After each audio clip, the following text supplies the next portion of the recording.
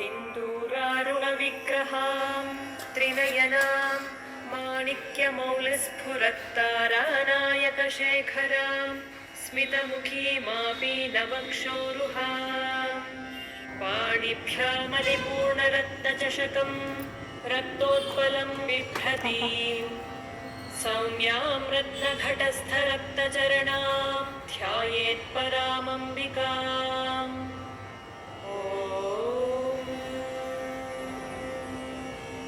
श्रीमाता श्रीमहाराज्ञी श्रीमत्सिंहासनेश्वरी चिदग्निकुण्डसम्भूता देवकार्यसमुद्यता उद्यद्भानुसहस्राभा चतुर्बाहुसमन्विता रागस्वरूपपाषाढ्या क्रोधाकाराङ्कुशोज्ज्वला मनोरूपेक्षुकोदण्डा पञ्चतन्मात्रसायका निजारुणप्रभापूरमज्जत्ब्रह्माण्डमण्डला चम्पकाशोकपुन्नागसौगन्धिकलसत्कचा कुरुविन्दमणि